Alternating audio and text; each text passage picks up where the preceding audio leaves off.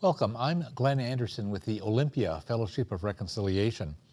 For more than 26 years, this TV series has explored a wide range of issues related to peace, social justice, and nonviolent social change. In a real democracy, people would empower themselves to solve problems, including interpersonal conflicts, in mutually respectful ways. This is actually quite possible with some basic training and skills, and sometimes with help from skilled neutral facilitators. This month's TV program focuses on a methodology for helping people resolve conflicts. We also feature a local nonprofit organization that helps people do that. Across the country and here in Thurston County, nonprofit organizations, and in some cases local governments, are bringing people together with the help of skilled neutral facilitators to help people resolve a wide variety of conflicts and disputes in mutually respectful ways. And they achieve a very high level of success. The Dispute Resolution Center of Thurston County is a nonprofit organization that has served our community since 1991. I'm delighted to welcome three guests who are very active volunteers with Thurston County's Dispute Resolution Center, the DRC. Terry Teal is a senior mediator and chair of the DRC's board of directors. She also helps with coaching and with training. Joe Van Sickle started volunteering at Dispute Resolution Center in December 2012. He worked many years doing organizational development work for big corporations. He reached out to the DRC in order to understand how a nonprofit organization builds a group of people to do this kind of work. He fell in love with the DRC's way of bringing people together to solve problems on their own. Paul James has been a practicing attorney for 30 years. While he's conducted mediations as an attorney, he has also been mediating with the DRC since 2009. He appreciates the Dispute Resolution Center's very different ways, including involving skilled mediators who are very neutral and client-centered. Good to have all three of you here. This will be fun and informative, especially for people who aren't yet up to speed on what the Dispute Resolution Center does or how it operates. So I'm glad you're all here.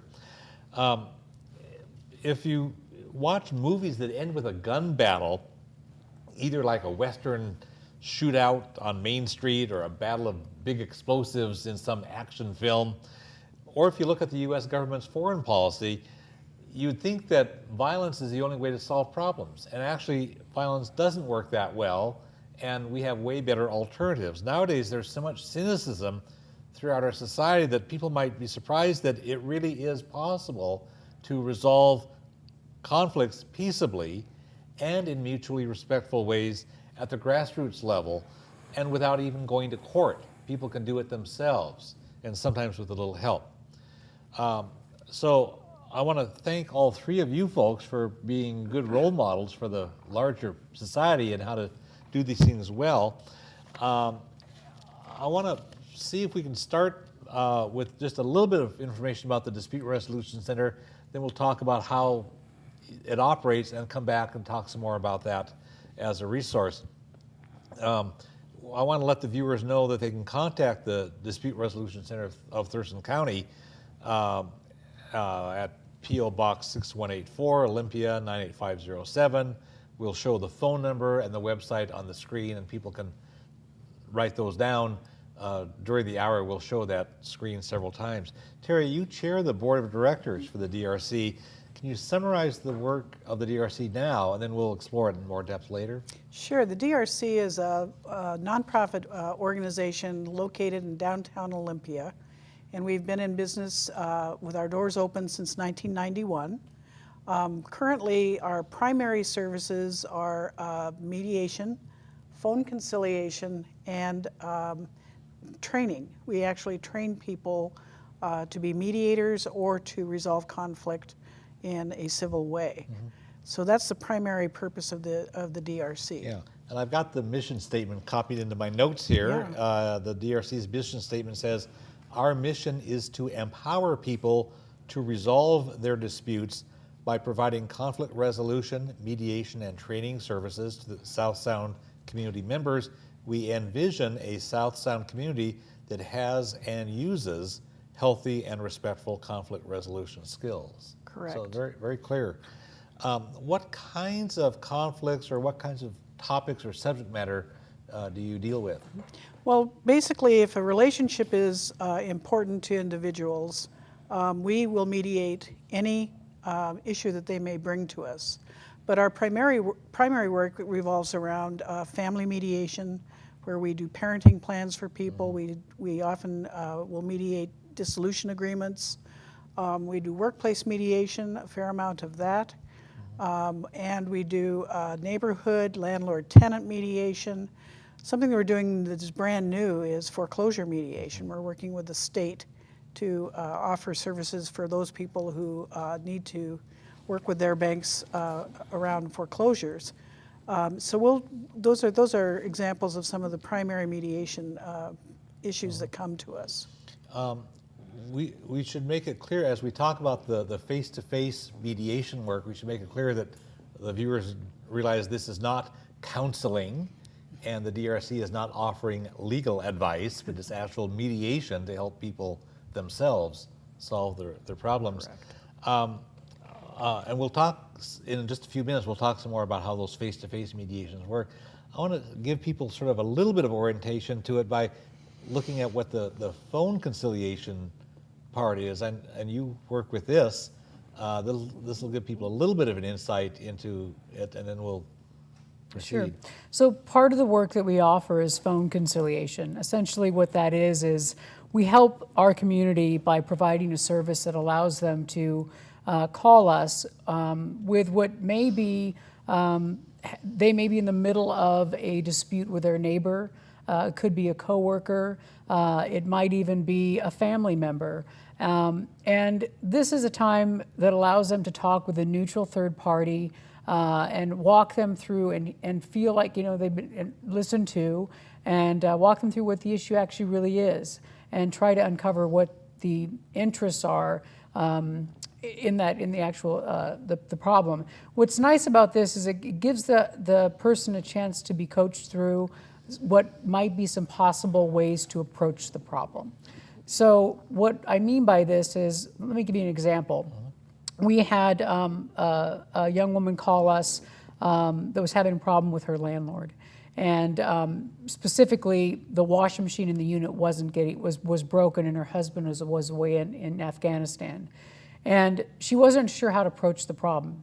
Now, we don't give legal advice on landlord-tenant issues, but what we can do is help people work through their problem on their own. Spending about 15 or 20 minutes on the phone with her, we were able to help her figure out a way to have a discussion with her landlord. What we learned is that she was frightened of her landlord. She didn't know how to have a discussion, and she hadn't taken steps to have that discussion. So just by asking her some really simple questions like, what steps have you taken? We learned that she hadn't taken any steps. By asking her, tell me a little bit about what it would look like to have a discussion with your neighbor, with your landlord. What we learned is that she was capable of having that discussion. So we were able to kind of coach her into having a discussion with him. And in some cases, some people, what we learn is they really aren't capable of having that discussion because there is maybe an imbalance of power. And we will conciliate and have that discussion for them on their behalf. So that's a little bit about phone conciliation, and it happens at different levels. It can happen, a lot of landlord-tenant issues come our way, and we will conciliate where we'll talk with both parties. And we do some family issues as well. So if a problem is more complex, like suppose somebody calls, they have some problem and it ends up being more complex than what you could handle with that? That's a very good question. So in those cases, we would refer them to our next product offered, if you will, which is mediation. Okay, where people actually get together face to face. Yes. And move toward solving it. And I know that sometimes the DRC has helped with larger community conflicts. There might be something that has maybe polarized portions of the community, or there's some issue that needs to be grappled with. And I know the DRC has offered help in some of those cases. Yeah, we have some very skilled facilitators of large groups, and we can certainly offer those to the community as well. There have been times when there have been some protesters out on the streets where some of our mediators have actually volunteered to go down and help maintain some civility and some peace just by being there and by offering our view of what respect looks like. And so there's a whole bunch of different ways that the DRC basically works within the community. We have some of our staff have been doing some ride-alongs with the police, for instance. We have a very good relationship with the Olympia Police Department. We have very good relationship with state government, getting more involved with state agencies and workplace mediations as well. So, yeah. And I know people I know from throughout the community have good relationships with the DRC. Right. So you're able to connect with everybody. Yeah. That's crucial. Paul, I want to check with you about in a mediation case when parties get together face to face. Can you walk us through the steps in a typical mediation, maybe starting from the first point where somebody calls the office and says, I've got some issue that I need to mediate, get some help mediating. Walk us through the steps of this, if you would. Well, as Joe indicated, typically if the issue is a little more complex than can be handled on a conciliation basis, then they'll take the call, and typically they from the initial party, and then they'll call the other party and ask if the other party is interested in mediating, and then basically we're off and running. They'll set a time and a date, and they'll assign 2 mediators. Oftentimes we have 2 observers, which are mediators in training that will be there, and then the 2 parties. So it's usually 6 people in the room that attend a mediation. Mediations start off very informally. When I'm handling a mediation, the first thing I like to do is to congratulate the parties for being present at the mediation, because they both had to indicate a willingness that they voluntarily want to be involved in a process that hopefully results in their coming to some written agreement regarding whatever the issue is that brought them to the mediation. So that's very important. What we're trying to do at the DRC is to carve out a safe place for people to resolve their conflict. And we do that by, number one, assuring them that what is revealed to us during the course of the mediation will be kept confidential. Naturally, there's exceptions to every rule, and if we learn something about the abuse of an elder, a child, or a disabled person, we have to report that to the appropriate authorities. And that's a legal requirement. Right. I mean, that's a requirement by law. Right. Yeah. But other than that, a mediator cannot, whatever is said during the course of the mediator, a mediator cannot be subsequently summoned into court to say what they heard.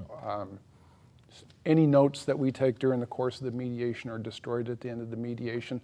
So the clients that are referred to us, they have a feeling that what they're revealing to us is very safe, very confidential, and very privileged, and won't be repeated outside the meeting that we're actually having with them. Yeah. Now, you have some ground rules at the outset where people agree to function in a civil and collaborative way? Right. At the start of the mediation, we explain what everybody's role is. And when I explain to the clients, I tell them that their role is essentially to mediate in good faith, which involves a number of different things. One is to listen to the other party when they're talking. The other one is to not engage in any inflammatory language or conduct which would be disrespectful to the other party or to the process. And third, and very importantly, is not to hold on to a firm and fixed position. To come into the mediation being flexible, being willing to negotiate, being willing to compromise. And during the course of the mediation, if we see a party deviating from that, and we try to get the parties to, we extract a promise that they'll comply with those rules of good faith mediation. If we see somebody deviating either in their conduct or getting stubborn in the mediation, we'll remind them of their promise. Now, part of the early process is for each person to give the facts or the issue, how they see it. Correct. So you get that out. Tell us about that. We basically have a 5-step process that we use to actually conduct the mediation. And one other point I want to make before we get there is when we come in as mediators, we do not know anything about the case. The only thing that we get the names of the parties, and sometimes we know that it's a family mediation because it's been paid for by a grant. But other than that, we don't have any of the facts, so we're completely neutral. Yeah.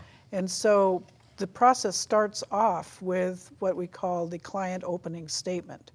And that is where we give each of the parties involved in the mediation an opportunity to tell us why they are there, why they chose mediation, and what they would like to see get out of the mediation in the 2-hour session that we give them.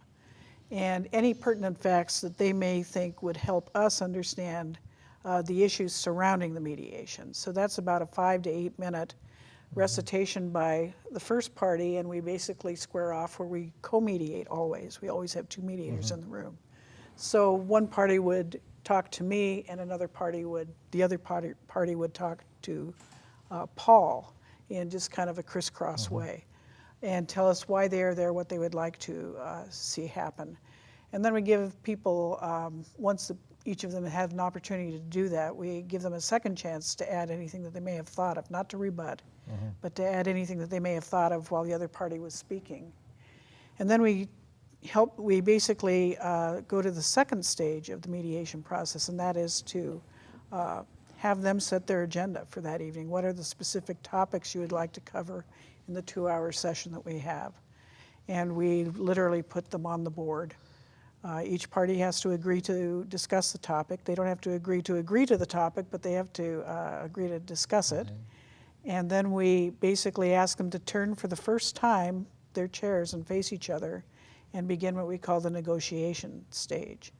And that stage is where we encourage them to think into the future about what they would like to see happen, and make proposals to one another that in a proposal manner rather than rehashing old ground, which a lot of people need to do a little of that, but we encourage them to focus on the future. What would you like to see happen?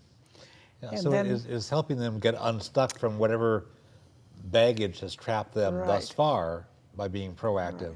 And sometimes they do get stuck, and then we go to caucus. Yes. And so what happens if they get stuck? Well, there are a number of things that we can do when they get stuck, but one of the more successful things that Terry mentioned that we do is we often call a caucus, which is where the mediators will meet with one of the clients individually while the other client is in another room. And that's an opportunity for that particular client or party to tell us things that maybe they wouldn't be comfortable saying in front of the other party, or to share with us information that they don't really want the other party to know.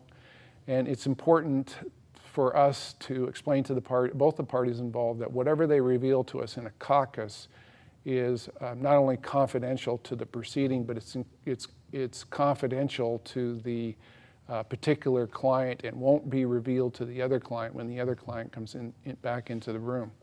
And that client that has been out of the room is also afforded a chance to meet with the mediators individually. So that helps keep the thing safe Yes. and help people get unstuck. Right, and it allows us to be a little bit more confrontational with the clients than we would be in an open session with the other party there, and to maybe to do a little bit more of reality testing in terms of, are they really, making a good faith effort to get the agreements resolved? Are they really engaging in the process in a way that will bring about the agreements that they hope to obtain? So it seems like there are a number of principles that are just crucial to the work that you all do. Early on, you mentioned that it's voluntary. They choose to be there. So if somebody contacts the DRC and says, I want to do this thing, talk this through with my employer or my ex-partner or whatever, and the other person says, no, I won't do it, nobody is compelled to do it. No. But if both of the parties, clients, you use the terms interchangeably, if they both want to do it, so it's voluntary. And then we've talked a little bit about confidentiality. Is there anything else about the confidentiality that needs to be said? Or have we covered that? We pretty much covered it. We hold that as a major principle as mediators, that we do respect the confidentiality, because that's the only way that we are able to be successful and make sure that people will actually engage in the process in good faith. And the information that the clients are sharing, whether they're in a landlord-tenant or they're parents that are mediating a parenting plan, it's highly confidential, and it's information that needs to be kept confidential, private, privileged. Is there anything else we need to say about the neutrality of the mediator's role? Well, I think the thing about the neutrality that you have to understand that, and I usually tell the clients this right when we get going, is that the mediation that they're submitting to is unlike a court proceeding. That as mediators, we're neutral. We're not advocating for either party. We're not going to take sides. We're not going to suggest that they follow a plan of action that we have come up with. We're going to let them make the suggestions on how they want to solve their problems. That keeps the process neutral and hopefully keeps the parties moving forward. Yeah. When we were preparing for the program, I talked with each of you individually on the phone, and a couple of you had used the term facilitator. And that seems like a good way to go. I mean, it's mediating, but you're helping the people come up with their own thing. You're not a judge. So that's a good process. Yeah, I see the role of the mediator is to really create a space for people to have a conversation. William Ury did a great TED Talk speech at one point where he told a story about going to South Africa, and he lived with a tribe for a couple of weeks, and he said one of the things that struck him about living and having this experience is that anytime this tribe had a dispute, they would take, and they were hunters and gatherers, they would take, and they all carried poisonous swords. And anytime there was any dispute amongst its members, they would take the poisonous spears out, and they would put them somewhere special into the outside the community, and they'd all get in a circle, and they would create a safe place to have a dispute. And that's exactly what I think we do as mediators, is we create a space so there's less poison and there isn't poison in the room. And I think that's exactly what we do, is we create this space so people can have healthy conversations with each other. And that's what we as mediators are very mindful of. Yeah, I want to share something I saw in a Dear Abby column, where somebody wrote to Dear Abby and said, hey, I got this problem with the neighbor. And Dear Abby, I mean, in the format that they've got there, it's like, here's this little bit of information, and Dear Abby renders a judgment. She's, okay, here's how to do it, which is totally different from the way you do it. So I want to kind of recount what this episode was, and engage your creative thinking in looking at how this might go if somebody had contacted the Dispute Resolution Center. So because I thought that Abby's response was arbitrary, and I thought she failed to take into consideration the needs of both parties. So she sort of like rendered a decision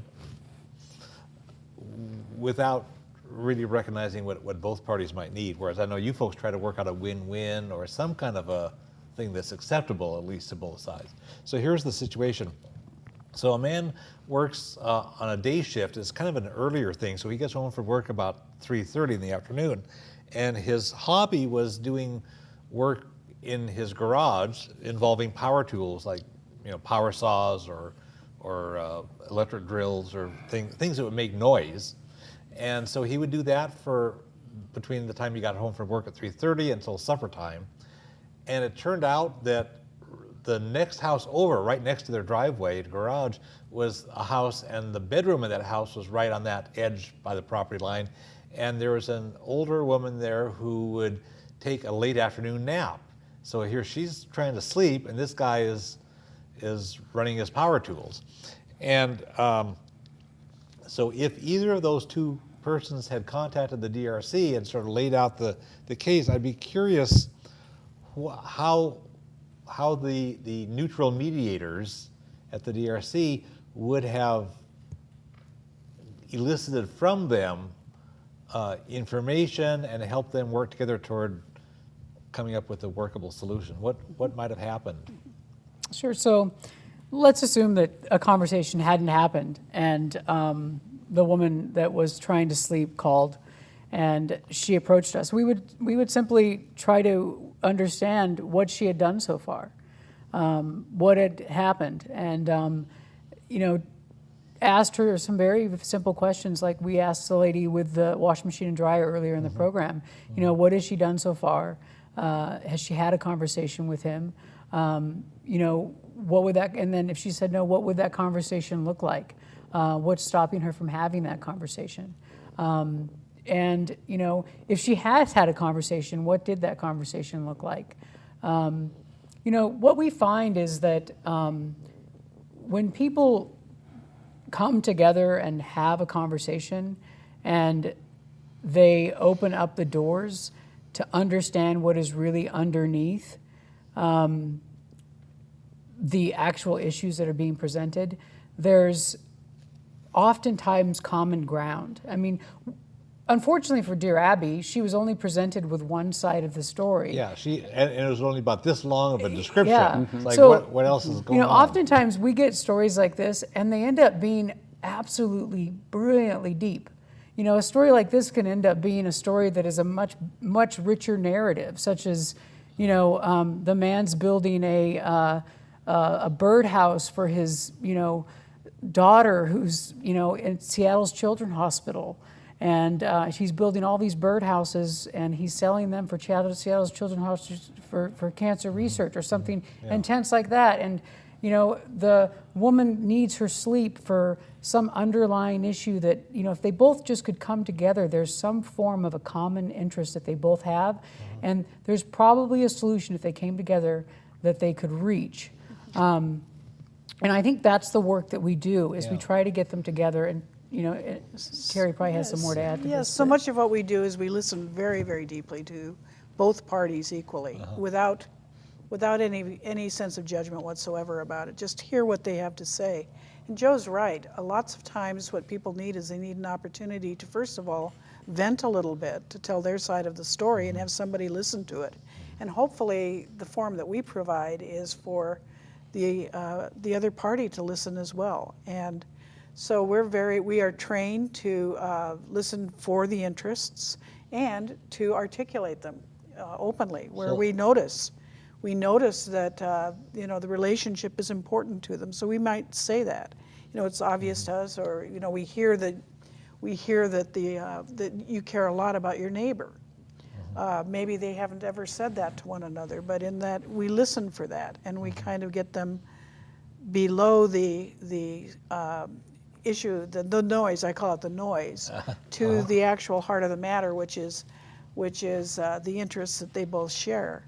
And all we do is give them the opportunity to articulate that to one another, and then try to help them come together around that common interest. Yeah, because very often the interests are underlying, but maybe not on the surface. Not on the surface, right? And so people are hung up in the noise. Well, and that's where they start. By the time they come to a mediation, lots of times there's a lot of frustration. And so you have to get beyond the frustration to something and where they can hear as well. A few minutes ago, we talked about people getting stuck and how you might caucus with them to get unstuck. There's another problem that sometimes appears, and I think you had mentioned this, Joe, which is a power imbalance. Somebody had mentioned it, but if you have, well, it shows up like in a landlord-tenant kind of thing, or an employer, a workplace thing, maybe the boss versus the employee or something, or other power imbalances involving, physical stuff. How do you deal with power imbalances of whatever kind? Well, we're trained to recognize them, number one, and we receive a lot of really good training through the DRC. I mean, you cannot believe how supportive our staff is, led by our executive director, Evan Verber. Yeah, and Evan's been a guest on this program a number of times. Oh yeah, Evan's great. Yeah. He's the master of the rephrasing, clarifying, but he's really good at that. But no, what we try to do is we try to, like they said, we try to understand what the underlying interest is. A lot of times, like in a family law situation, one of the parties will say, I'm a parent and I have to have exactly equal time with my child. And what the issue is really, maybe that person's real underlying interest is that, that they're feeling that they want to be an active, involved parent in their child's life, and they feel like their child is drifting away from them, and that's really what's at issue, not necessarily this, cut and dried 50-50, Solomon divide the baby in two attitude that they're taking. And so if you explore what the underlying issue is with the client, use a lot of rephrasing and clarifying language with the client. A lot of times you can get at what the underlying issue is, and one way or another, and particularly when you have the other party listen to it, it can bring out the humanity to the other party when you find that they're actually on common ground. And a lot of times in a parenting situation, the common ground is the children.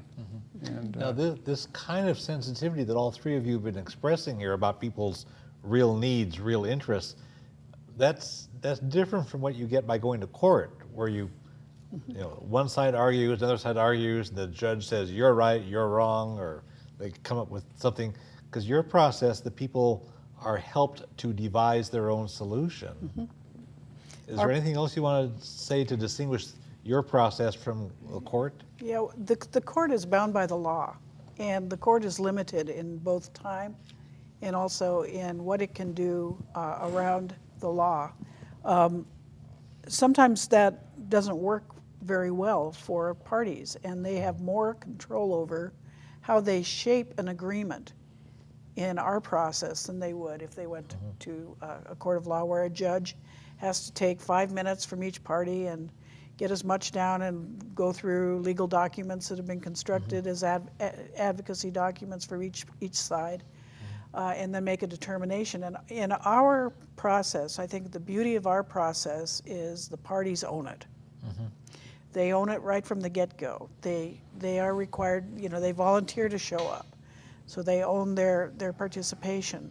They agree to mediate, and so they are there because they want to be there. And then all we do is help them come together, provide the safety and the civility for them to actually shape an agreement that works. Because life is not neat all the time. And sometimes they have all the ability in the world to get creative about how they can shape an agreement. And then we find that they follow through with it because it's theirs. They own it. And you do get referrals from the different courts, family. Yeah, the family court actually requires anyone who's going through a dissolution with children to have a parenting plan. And we do, 44% of our work is in parenting plans. And that would be for where both parents are willing to go through that process with you folks. Right. So you got that. You get small claims. You mentioned small claims already.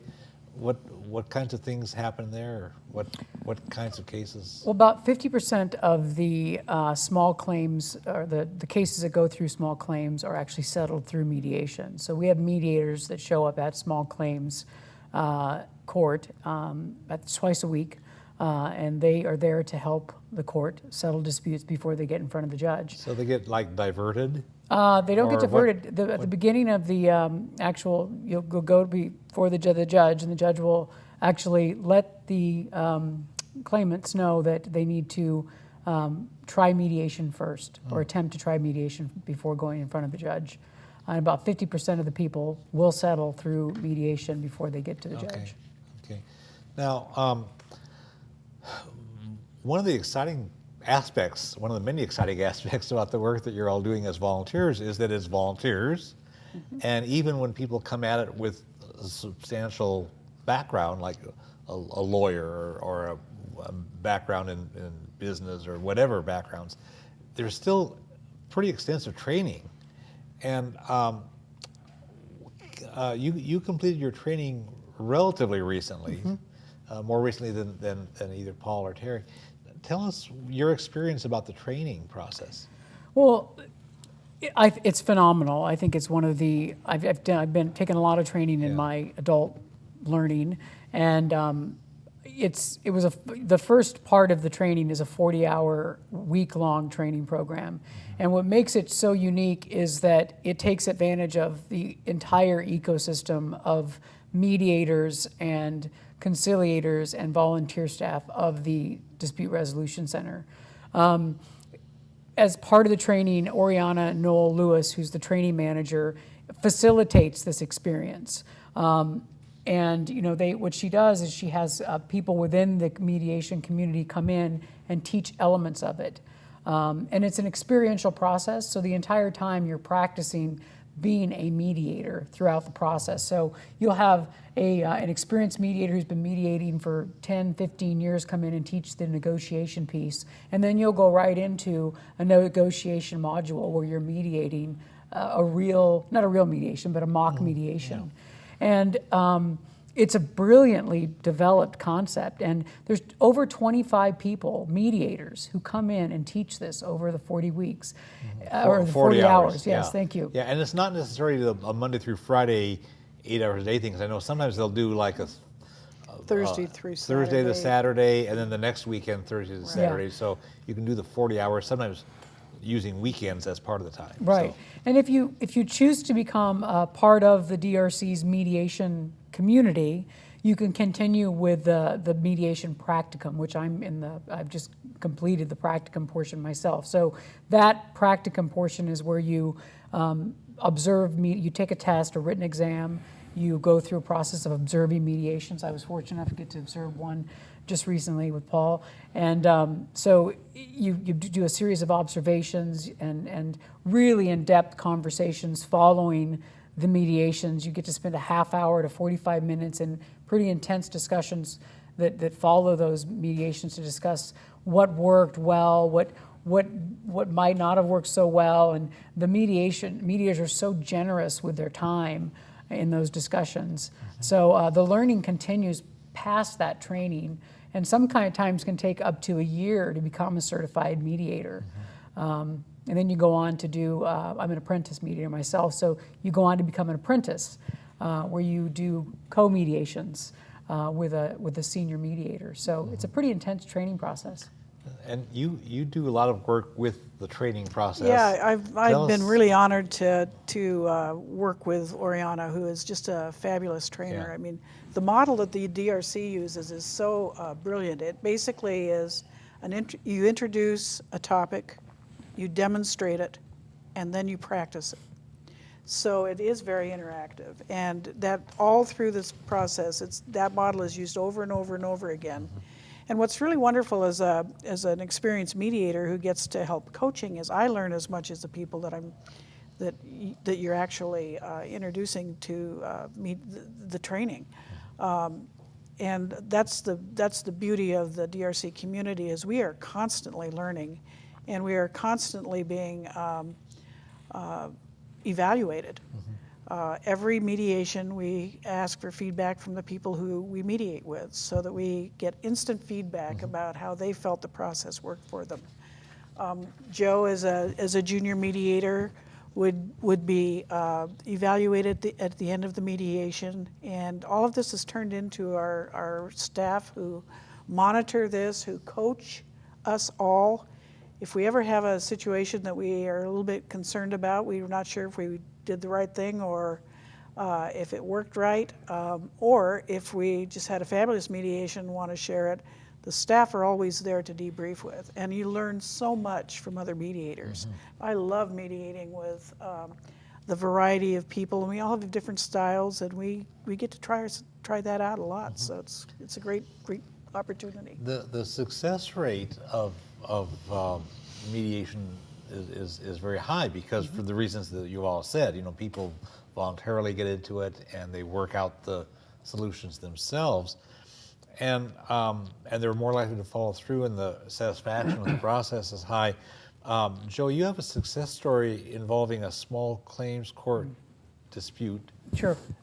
Share that with us. One of my first experiences with mediation was in small claims court, and we had a prosthetic limb company who had a case against a woman who had been doing business with them since the early 80s. She had a prosthetic device, and without going into too much detail to break confidentiality, I can just simply tell you that the woman had been doing business with them for a very long time. They were very apprehensive to go into mediation at first. When we got the two of them in the room, what they really learned was that they had a lot of common ground. Let me explain what I mean by that. The gentleman who was representing the company was actually the owner of the company, and he had taken over the company from his father, who had done business with this woman since she had gotten the prosthetic limb. And the woman had run into some financial hardships, and when she got the check that reimbursed her for this new prosthetic limb, she spent it on other things. And they got into the room and they had lots of heated debates and arguments, and the man was just angry that she had spent the money on other things. And that was really the core issue that was being raised up for him. And the issue for her was that she just didn't have the money to pay him. And one of the things that's really nice about mediation is that we can work to come up with creative solutions. We can help them work to come up with creative solutions. Well, what we learned is when we were able to get through those issues, they came to realize that they both really cared for, the thing they shared in common was their love for the father who used to run that business. And she missed him very much and missed doing business with him and didn't really know the son very well. And the son was trying to carry on the legacy but also build the business and wasn't as maybe great of a businessman as his father, and was trying to live up to expectations and maybe not doing things as well as, was his kind of a summary, if you will. And what was beautiful at the end of this is that they came to an agreement that there would be a payment schedule and that she could pay him an X dollar a month until it was paid off. And he looked at her across the table, and as I was writing up the agreement, and he said, well, do you want me to make an adjustment to the limb? The limb had not been adjusted because she was too frightened to go in to get it adjusted. And he looked at me and he said, do you think we could ask the guards for me to bring my toolkit in? This was in a court setting. This was in a court setting. So the security guards out and I front. said, my guess is they probably let you do it. And here I am writing up the agreements, and he's adjusting the limb. And so, the reality is they were able to understand, open up a dialogue with each other outside of a courtroom.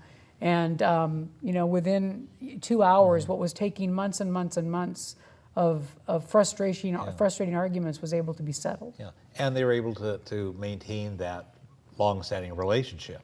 Yes. And you have a story about a relationship with some siblings. Tell us that story. This is one of my very favorite mediations that I did a while back, and it involved an entire family unit that contacted the DRC and wanted to have a multi-party mediation. And what we discovered when we got together for our first mediation was that there was really an underlying issue between two of the siblings. And it had been acknowledged by the family but not really dealt with to the satisfaction of the siblings. And so we basically asked for a caucus and got the two siblings together. And they had a really, really difficult issue that had been kind of festering and affecting their ability to be really free brothers and sisters. And we just provided a very safe environment for them. And it took a full mediation session. but it was time well spent for them to talk to each other about the issue. And I always call these moments of grace. Halfway, all they needed to do was actually have the opportunity to talk to each other, understand perspectives of each other. And once that was done, one of them reached across the table and basically extended a hand and said, "I want to be your sibling." And they were both beginning to be young adults. They wanted a good, healthy adult relationship, and that's what we basically dwelled on, was how do you achieve health in the future. And it was just palpable, the grace that was extended there. And frankly, as a mediator, I feel very honored to be in the presence of that kind of reconciliation, because it's so life-changing. So it's another case of an ongoing relationship where one of the interests of the parties, of the clients, is to maintain a relationship that was being kind of chewed apart. Yeah, it was just and this is great. injured. You can't underestimate the number of families that we impact with the parenting plans that we draw up. I was down at Lake Fair recently, and I have a former client come up to me and thank me for working out the peace between he and his ex-spouse, which has allowed him to see and have a relationship with his children. And that story, I know from talking with both Terry and Joe, I mean, that story is just repeated 10 or 100 times over throughout our community, that families and parents and children are having relationships with one another because the DRC has been able to cut through some of the flack and get to the core of the matter and find some common ground so that families can find some peace and harmony amongst themselves. Yeah. When we were preparing for the program and I was talking on the phone with each of you, Joe mentioned a 6-minute video that's on the Dispute Resolution Center's website, and I want to people will be able to see the lettering for what the link would be at www.mediatethurston.org/solve your conflicts. And the little 6-minute video is titled "For Tucker, One Family's Story." And it's about parents who worked out a parenting plan for their young son, Tucker. And this video also shows Tucker as he's aging.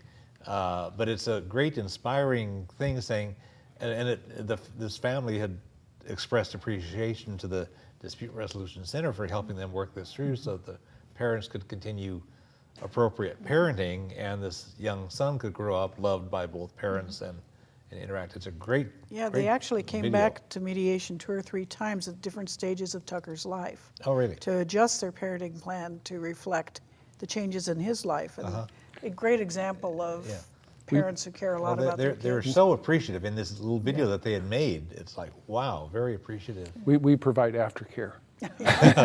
So,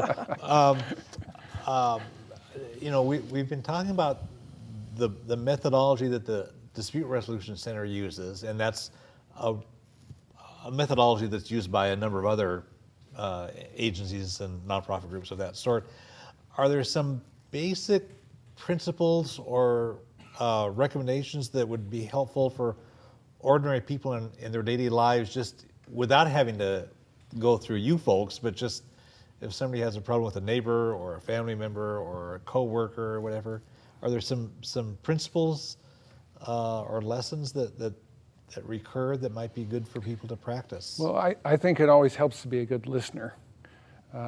I'm a lawyer, and I've been a lawyer for 30 years, and when I went through the DRC training, I can't believe what a better listener I became after the 60 hours of training that I went through through with them. So I think in people's daily lives, it's important to when you're in conflict with your spouse or with your significant other,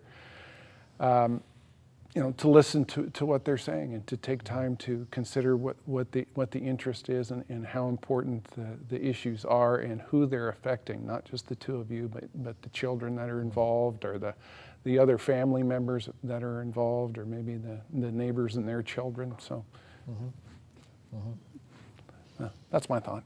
Okay. Yeah, that's I think the most important thing is really hearing, listening, and then not giving up hope. Because I think that one of the things about human beings are we do care, and if you can get to the part that you care most about and think about that instead of all the noise around it. Yeah, so getting down to the interests. Getting down to the interests. Yeah, If you yeah. can help identify the interests, and if you can't, we can help you identify the interests, which is something we love to do. Yeah. So Well, I want to encourage people to interact with the Dispute Resolution Center in any of several ways. I mean, certainly people could contact the DRC if they have something they need some help with. So that's one way. They can certainly volunteer to get training as a mediator or volunteer to help out in other ways.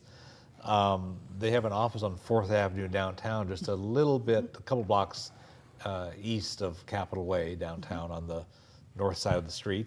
Open from Monday through Friday from 9 a.m. to 4:30 p.m. Their phone is 956-1155, and mediatethurston.org is the website, and all that stuff works. And they're active. Mediation sessions happen pretty much every day. Almost every night, yeah. So there's always work going on of that sort. Trainings are offered several times a year. People can connect in that way. I would imagine you can probably use more mediators, and you're always looking for more cases, right? And I know that the DRC offers specialized kinds of trainings for workplaces, or boards, organizations. all kinds of specialized things. So if you're in some kind of a setting where you think you might need some specialized training, I know they've done special things for young people and for Actually, we have a things. really exciting project going on right now with Avanti High School. And one of the goals that the board has, and I know our staff are very interested and engaged in, is really taking a look at our future and the young people and how we can better serve them. Yeah.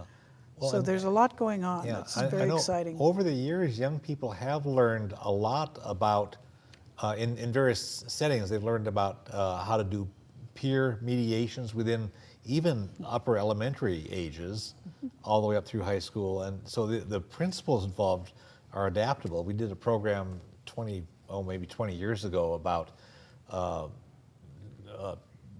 school students, like in K through 12, doing peer mediation. Right. And that's Actually, we had 3 students take our 40-hour training along with the adults. Oh, There's great. no distinction. Yeah. They sat right in that was your We did. class, wasn't it, Joe? Yeah. The great kids. Yeah, well, the DRC is very egalitarian. It really is a safe place for all kinds of diversity, and I know you're very welcoming of that. The clients, that we serve, I mean, they run the gamut of professional people to homeless people to pretty much the military. We reach out to the military to work with that particular group. So it's not just one particular group that utilizes our services. Right. And you have a couple of funding sources. You get some income from the training you put on, Yeah. and then there's some grants, and there's some funding from some State court, and local government. local government, and then And donations. Right. I give every year. Yeah, thank you for that, So- because it's Don't stop. super important. I don't intend to stop. One thing we haven't talked about is we have we talked about the training, but we do customized training. So for small businesses, even mid-sized, large corporations, state and local governments, nonprofits could come to us, anything on conflict resolution, negotiation skills training, that type of work. We have a great training department that will sit down and build custom training work tools for you. So Yeah, and the staff is relatively small, and It then the is. number of volunteers is huge. How many mediators do you have now? We have about 100, I think the last I saw was somewhere around 110 Okay. active mediators, So probably more mediators, but 110 active And mediators. a very small staff, so it's something that leverages a huge amount of goodwill from the community and empowers people to do good things. So it's We have fabulous volunteers it's an amazing. Yeah, we have a wonderful staff. and a wonderful staff. Yeah, we're very lucky. Yeah, I mean it's one of these organizations locally, like Food Bank or a few other entities that have a small number of staff, and then they leverage lots of people of goodwill to do this. Well, I want to thank all three of our guests, Terry Teal and Joe Van Sickle and Paul James. I want to thank all the folks who've been watching. Nearly everybody wants to live in a healthy democracy. Nearly everybody wants to live in a truly sustainable society. And to move toward these goals, we need to solve interpersonal problems in peaceful and mutually respectful ways. We can empower ourselves to do this, and we can get help from skilled, neutral mediators. We can create and support nonprofit organizations to help with us. If you happen to live in a community that does not have a dispute resolution center, consider starting one. There are people who know how to help get that rolling. If you live in Thurston County, we've had one since 1991. It's the Dispute Resolution Center, and they've been doing consistently high-quality work. I encourage people to contact the Dispute Resolution Center of Thurston County, P.O. Box 6184, Olympia, Washington 98507-6184. Phone is 360-956-1155, and the website is www.mediatethurston.org. I encourage you also to watch the 6-minute video that's on that website for Tucker, One Family's Story, and it's at www.mediatethurston.org/solve your conflicts. You can get information about a wide variety of issues that relate to peace, social justice, and nonviolence by contacting the Olympia Fellowship of Reconciliation. We're at 360-491-9093 or www.olympiafor.org. You can also watch more than 90 of our previous TV programs through the TV programs portion of our website. We are all one human family. We all share one planet. We can create a better world, but we all have to work at that. And the world needs what you have to offer. Thanks.